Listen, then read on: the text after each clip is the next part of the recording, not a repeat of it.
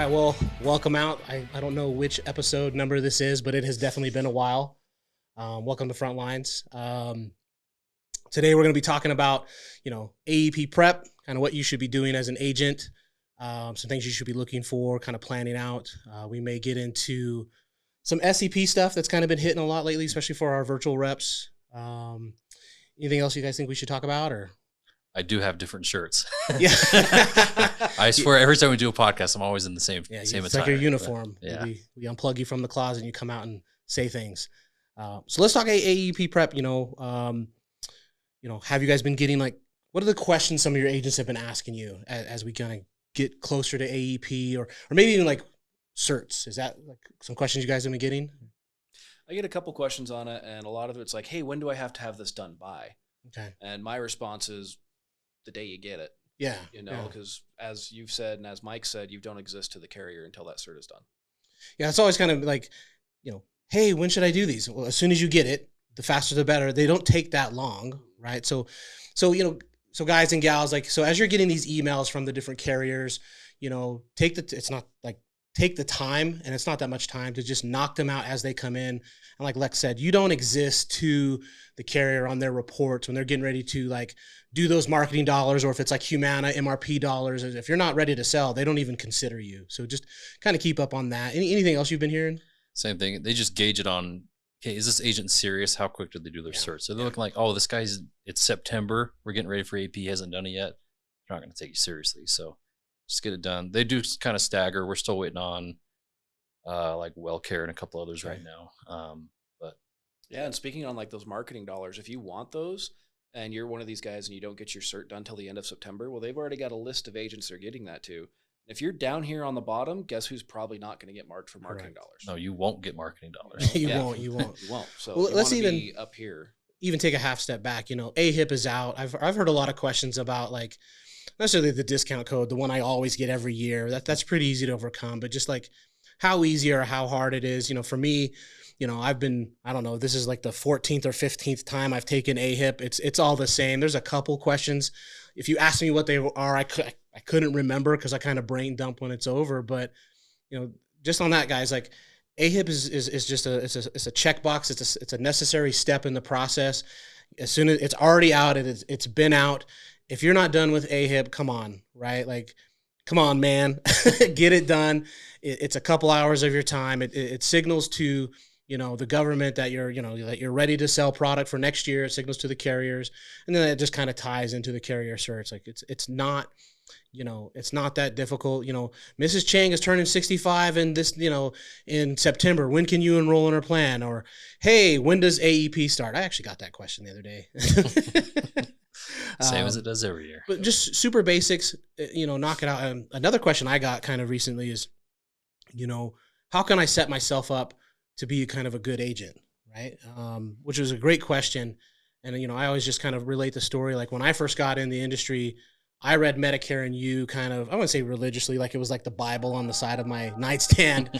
But I read it. I earmarked a lot of pages. I understood hell, you have TRICARE. Oh, you have VA, Indian Health Services. Oh, you're still working. No, you don't have to get Part B. I say a lot of agents, it seems, again, not putting anybody down, again, back in my day, if I had, I had to know the product, know Medicare, in and out, because there was no Chat GPT. There was no one, if I had a question, I had to pray and hope that the one or two humans that I knew the answer, answered the phone.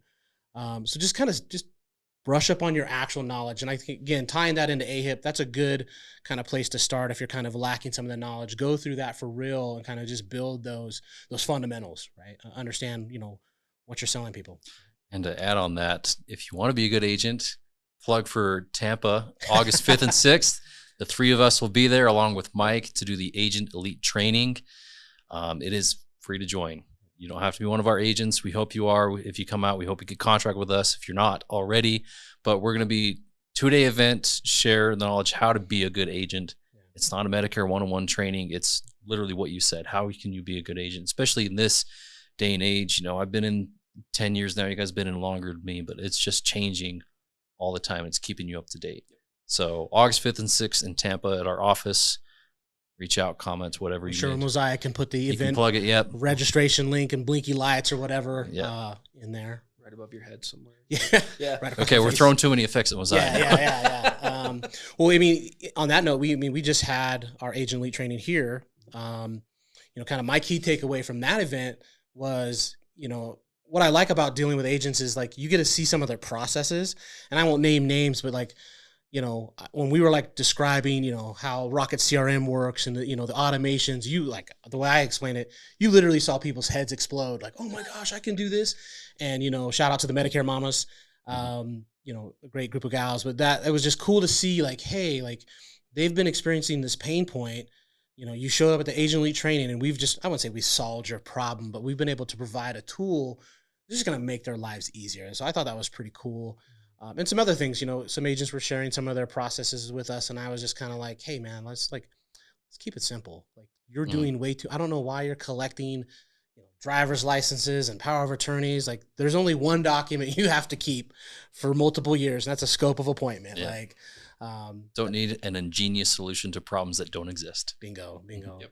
Any key takeaways from agent elite training for you guys? Like biggest ones for me was like seeing agents' different processes, like my guy Egal.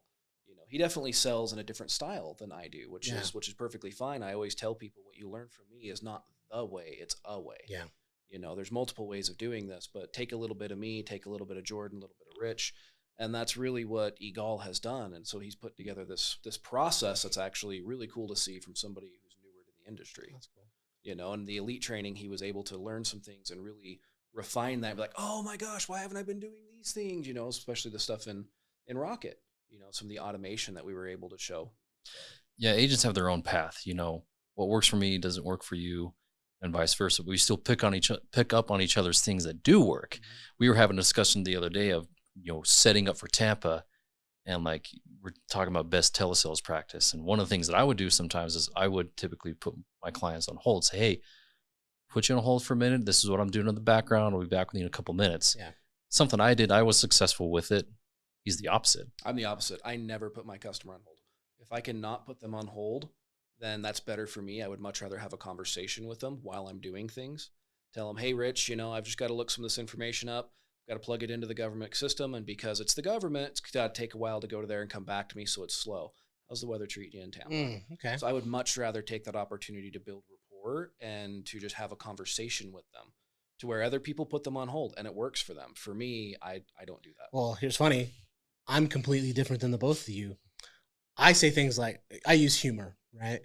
So I'll be like, hey, instead of you listening to me breathe while I'm trying to solve your problem or issue or whatever, look that doctor up, how about I call you back? And so I do that. I don't put them on hold. I don't mindlessly talk to them. I'm saying that you mindlessly talk to them, but I just say, hey, listen, this may be more in depth in complex cases. That's just what I found over the years. Like, I have a couple out in California. They're trying to they split their time between, Utah, California. Their hospital out there doesn't take their current plan, but they say they do. And I'm like, that's so confusing. That's deeper research. So again, instead of you listening to me breathe while I type on my computer, but I just call you back. Right. And I've always just been another thing like, hey, if they don't answer the phone, I never was going to get the sell. But in this case, these people are already my clients. So yeah. Just good differences, right? Like you just mentioned, it's not the way, it's a way, right? So just find your way, whatever it is, find it. Well, it goes to kind of developing processes, right? I'm sure we've mentioned this on this podcast before, agents are always asking for scripts, right? Mm-hmm. And it's like, hey, I have a script for you. I hope you never read it, right? But you will, and it gives you a guideline, but if you're reading it word for word, I can tell that you're reading it word for word. And again, my judgment call would be like, you don't know what you're talking about. Yep. Right? Somebody calls me and I could tell they're reading from a script and they're hitting what I call PMMs, priority marketing messages, certain phrases. I'm just like, click. Yeah. Yeah. I mean, I was listening to a call today, it's my agent. He sounds like a robot. And I message him. I'm like, yo, dude, listen to your call. You sound like a robot. You went straight into the script. And I'm like, man, hey, is this Bill? Hey, Bill, this is Rich, Medicare Advocates. How are you doing today? Doing great. Well, listen, I'm here to kind of help you out. I have your zip code as this, but he was very this is what I'm going to do. I mean, it's it sounds, again, not my style, kind of, you know, kind of coming full circle back to it. It's just like, you painted the picture, you just painted it a little fast, in my opinion, right? You didn't like build a little bit more rapport, right? Like, I get it, but hey, we get different routes. Yeah, I mean, telesales is hard because you don't have that face to face. To me, I've done both. It's way easier face to face. Radio, so it works. Well, I mean, people just feel bad for you. I'm just kidding. But like when you're over the phone, you really have to narrate that story well. So you really have to be a human in a sense. You know, Mike has talked about that. AI is not going to be replacing us. AI is a tool, but nobody's going to be talking to an AI to help enroll. I ain't. Like, exactly. So I mean, you ought to tell your story about, like, you know, just not just going into the script. I think you had somebody call in. They're like, "Hey, where's the body at?" And you got to tell that story. Yeah, I called out to somebody, and everybody, you know, you get some leads that have been recycled a little bit, no matter where you are, no matter what industry you're in.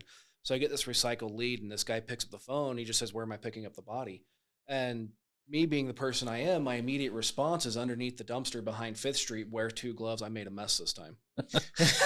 And so the guy just, like, it caught him off guard. Yeah. You know, I totally broke his thought process. Yeah, He's like, "Wait, what?" Yeah. And I'm like, "My name's Lex with Medicare Advocates. I'm calling you for this, this, and this." He's like, you know, and didn't know what to say. And then I ended up just talking with him and laughing with the guy about how he answers the phone and how I do that to people numbers I don't know that call me. And we just had like this short conversation about it, and I ended up selling him a plan. Well, that's pattern disruption. Yeah. Right. And that's kind of what I do as well when I call leads. You know, like the typical has always been like, you know, "Hey, is this Bill?" Wait for pause for effect. It's a military term. Sorry. You know, pause for effect. Who's asking? Well, "Hey, this is Rich," you know, versus just, "I'm calling Bill. Bill's the one answering the phone. Hey, Bill, this is Rich, Medicare Advocates. How are you doing?" Right. It breaks up the pattern. So I teach that to a lot of my agents, but isn't it funny how we, you know, we're talking about AEP prep and we just shifted to scripting, but that's what you'll notice on this. We didn't really, I'm not in a negative way. We really didn't prepare. We just kind of go off on these tangents. But just the segue into that with call scripting into AEP is like, what separates you as an agent? What makes you different? Because if you're going to do a 15-minute phone call with somebody and sound the same, they're going to do the same thing with somebody else. Chances are like one thing I wanted to point out is, like, as far as like AEP prep goes, is when I tell my agents, like, "Hey, it's July now, but you still have to anticipate and create appointments, getting people ready. Like, hey, we can't do anything now." Or if they're your current clients, "Hey, AEP is coming up." Yeah. Like, tell them all the next steps of what's going on. Keep them in the loop of, like, you're going to get your annual notice of change around this time. Let's schedule appointments with me in October when we have new plans coming out available. I was talking to one of my agents, and you got to really feel like, the example I used is, "Hey, if my car breaks down, oh, I know a guy. I'm going to go to this guy." Yeah. Or if I'm having something wrong in my house, "Oh, hey, I know a plumber." If you have something with your insurance, you have an insurance guy. You have an agent. So you want to make them feel like if something goes wrong or if they have questions with their insurance, you have a guy for that, and that's you or gal. This is my 16th AEP. I think it's 16th or 17th. Yeah, 16th. Going into this, and look how gray it's made him.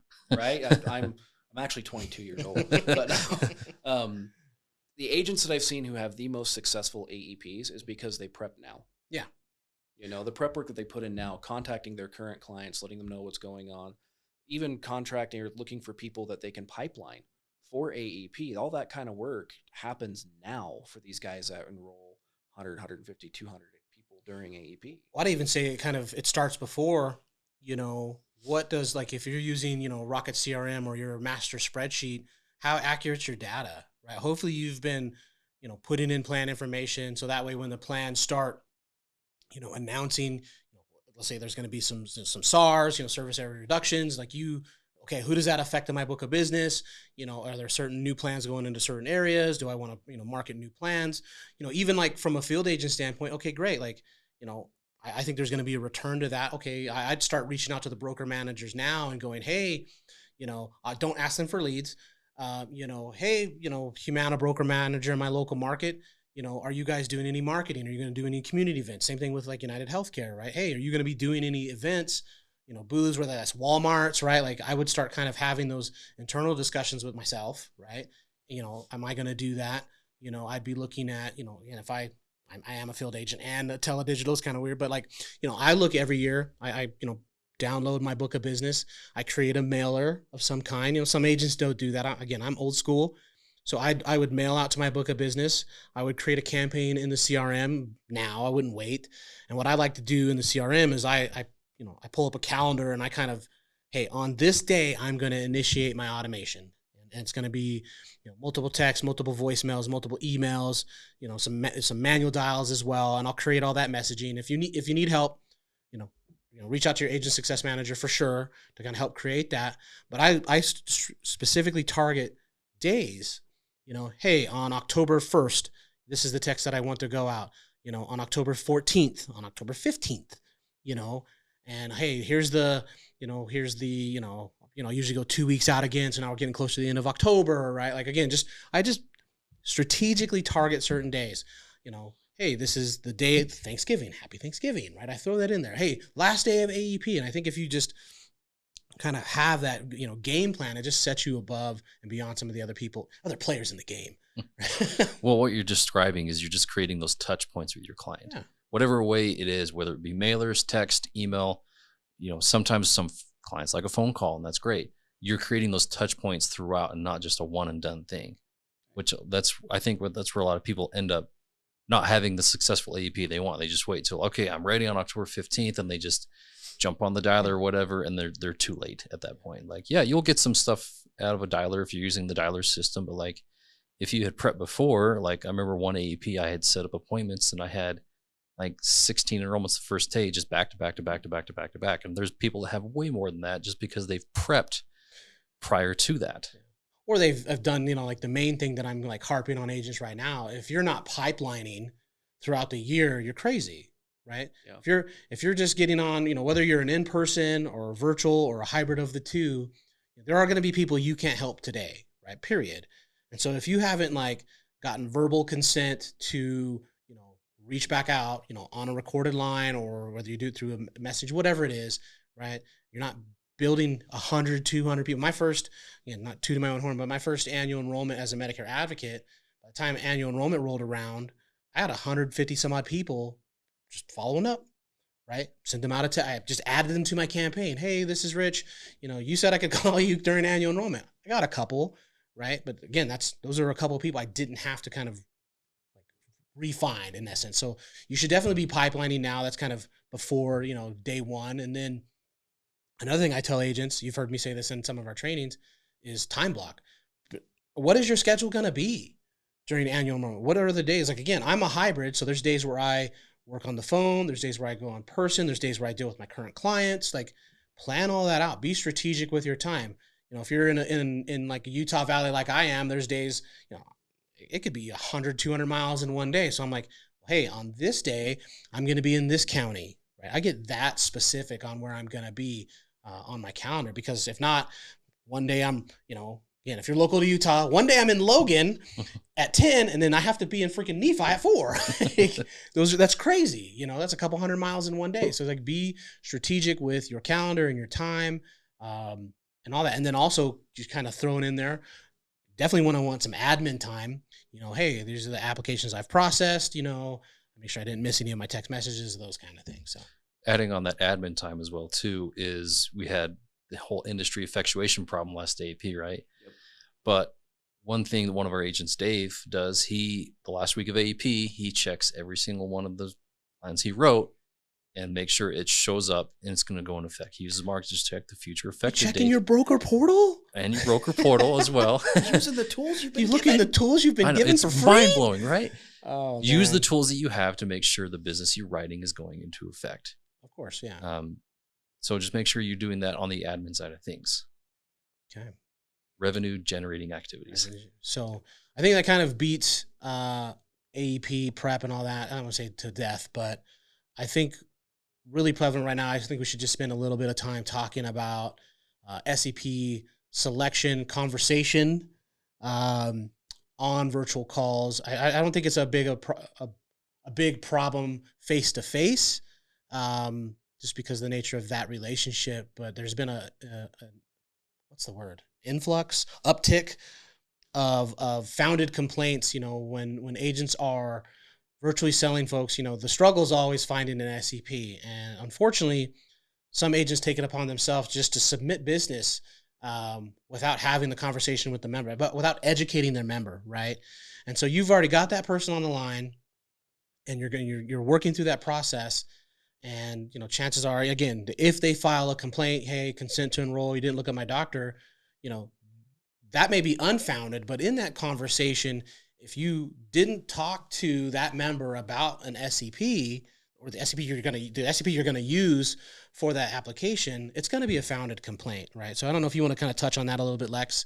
Kind of add. I mean, that's pretty simple. Yeah, that's really, really basic, and it should just be part of everybody's script of, hey, Mrs. Jones, look like you've had this happen to you. You were part of that hurricane in Florida, or you moved. You just moved into California, so that's what gives us the ability to change your plan today. Just having that conversation with them and not trying to fling Jello at a wall and hope it sticks. Don't just try to shove in random SCPs and hope they work. Choose the right one for the call. Yeah, and same thing. Don't create trends for yourself either. Like, oh, hey, you've used the pharmaceutical assistance program 10 times in a row now. Like, what's going on there? That is being watched. Don't create trends on that. And it's hard this year, yes, because the LAS SEP is gone. You can't use that quarterly anymore. So a lot of people are trying to have to manufacture a lot of SEPs, and you don't really need to manufacture an SEP. You just need to ask the right questions and really figure something out, because chances are there is an SEP out there that you can use. And if you can't find one, reach out to your agent success manager. Reach out to us. Well, not even that. Like if it's, an agent asked me the other day, what SEP should I use? And I go, the one they qualify for. Yeah. Right. Yeah. Period. Right. That's the compliant stance is like, and so like, I've seen reports of agents using SPAP 20, 30 times. I'm like, I've been doing this 14 years. I've never used it. I'll be honest. I'm like, I hardly know what it even means. How do you use this? And it's like, cause I've never used it. And it's like, and then, the SCPs I do use, I ask the questions in a way. I go through the list, and at the end of the day, us agents, we're the easy target, right? And so these carriers are under a lot of pressure from CMS, with all the changes, the big beautiful bill, whatever. And so as they're going through their metrics, if you're using SPAP, ACC, OCC, MOVE, whatever name the SEP, quite regularly, if you have 30 enrollments on the books and half of them are SPAP, that's a pattern, right? And so they're just, I've seen some reports, or, we can even talk about other ones. I have agents who literally select large print on every single application. And I'm like, did you ask that person if they even needed it? And it's like, again, that's only one in 14 years, thousands of applications I've submitted, I've used twice. What Rich is saying is please don't use large print unless they actually specify. Yeah, right. I've used it a lot in the past, but the thing is, like, if you've never received one of these packets from a carrier, like you can find them on their website and you can print them out. The font is already larger. It's not newspaper print. It's not 12 point. It's already like a 16 or an 18 print font. So most people who want large print are actually going to be just fine with the normal packet. If you select large print, all you're doing is you're turning a packet into a box, because now it becomes like 160 pages.